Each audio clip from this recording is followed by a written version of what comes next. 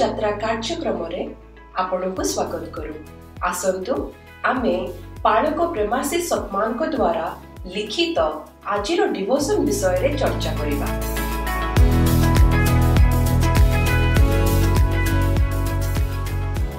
Praise the Lord. आज आमे एक बहुत गभीर आउ सुंदर विषय कथा हेबा। हाँ, प्रेज द लॉर्ड। विषयटी हेउची प्रकृत अटल प्रेम। आमर ए आलोचना पाळक प्रेमाशिष सतमनंकर गोटे लेखा उपरे आधारित। अटल प्रेम ईश्वरंकर निस्सर्त भल पाइबा। बहुत भल विषय। आमे समस्ते तो प्रेम शब्दटा व्यवहार करू, किंतु प्रकृतरे यार माने कोन? हाँ, एटा गोटे मूल प्रश्न। कारण आमे एत्ते सहजरे कहि दो मते आइसक्रीम भल लागे। हाँ, किंबा ए जोताटा मते भल लागुची। ठीक, आउ लोकंको भी भल पाऊ बोली कहू। किंतु देखंतु हमरा ई जो मनुष्यर भल पाइबा एटा बेले बेले शर्तमूलक हो जाए। माने केमिति? माने जेतेबेले हमको किछि मिलुछि बा आम इच्छा पूर्ण होउछि सेतेबेले आमे भल पाऊ। परिस्थिति बदली गले आउ से भल पाइबा भी कमी जाई पारे कि बदली जाई पारे। एइथिपय बोधे एत्ते संपर्क भांगी जाउछि आजकली, एपरि कि परिवार भितरे भी। एकदम ठीक कहले। आम भल पाइबा बड़ अस्थिर, किंतु आजि आमे जो प्रेम विषय रे कथा हेउछे सेटा पूरा अलगा। हाँ, सेटा हेउछि ईश्वरंक प्रेम। आउ रोमियो 5:8 ए विषय रे एत्ते सुंदर भाबे कोहे। कोहंतु से पदाटी। किंतु आंभे माने पापी थिबा समय रे सुद्धा ख्रीष्ट जे आंभमानंक निमंते मृत्यु भोग कले सेथिरे ईश्वर आंभमानंक प्रति आपणा प्रेम सप्रमाण करूअछंती। वाह, ए पदटा एते गुरुत्वपूर्ण काहे कि जानंती?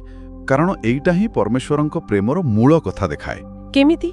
देखंतु, एठी कुहा जाउछि जे आमे पापी थिला बेले, माने आमे जेतेबेले तांको विरुद्धरे थिलु, जेतेबेले आमे किछि भी भलो काम करी तांको प्रेम पाइबाकू योग्य नथिलु, हाँ, ठीक सेतिकी बेले से आमको भलो पाइले। ख्रीष्ट आम पाई मले। एटा ही तो निस्सर्त प्रेम।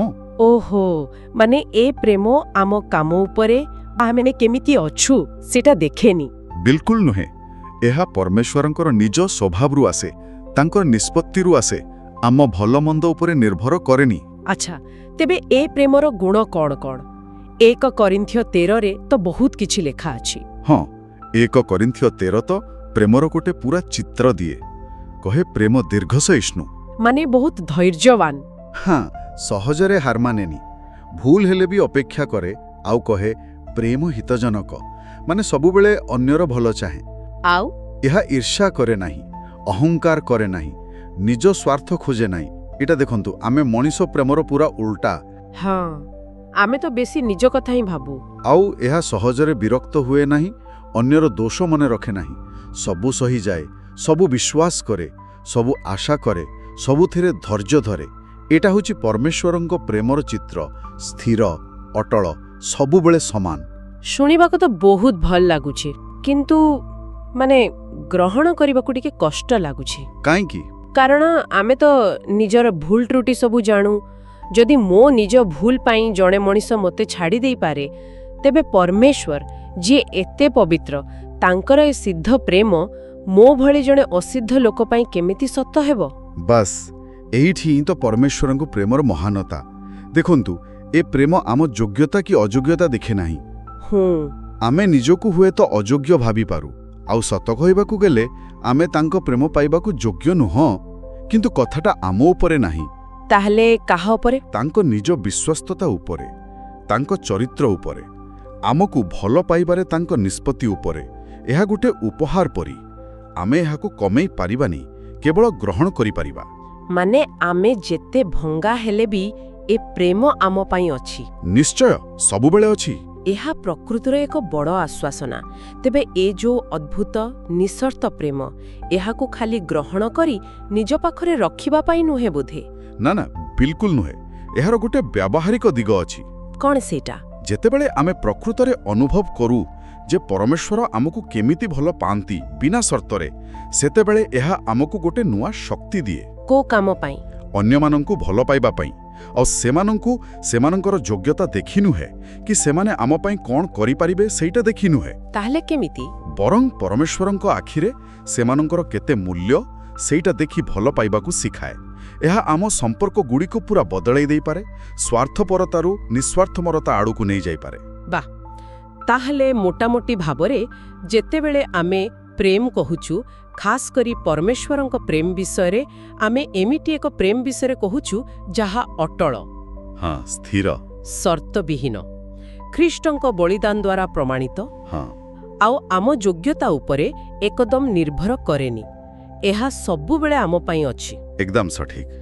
ଆଉ ଏହି ଯେତେ ସବୁ ଗଭୀର ସତ୍ୟ, ଏଗୁଡ଼ିକ ଆମେ ପାଳକ ପ୍ରେମାସିସ୍ ସତ୍ୟମାନଙ୍କ ଲେଖାରୁ ହିଁ ପାଇଛୁ। ହଁ, ତାଙ୍କ ଲେଖା ବାସ୍ତବିକ ଚିନ୍ତା କରିବା ଭଳି।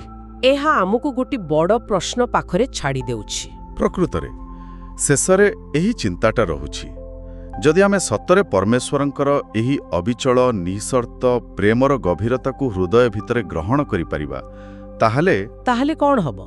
ତାହେଲେ ଆମର ଦୈନନ୍ଦିନ ଜୀବନରେ ଆମ ପରିବାର ଲୋକଙ୍କ ସହ, ବନ୍ଧୁମାନଙ୍କ ସହ, ଏପରିକି ଯେଉଁମାନଙ୍କୁ ଆମେ ଜାଣିନୁ, ସେମାନଙ୍କ ପ୍ରତି ଆମ ପ୍ରେମ ଦେଖାଇବାର ଶୈଳୀରେ କିଛି ବଡ଼ ଧରଣର ଅର୍ଥପୂର୍ଣ୍ଣ ପରିବର୍ତ୍ତନ ଆସିବ କି? ଆମେନ୍।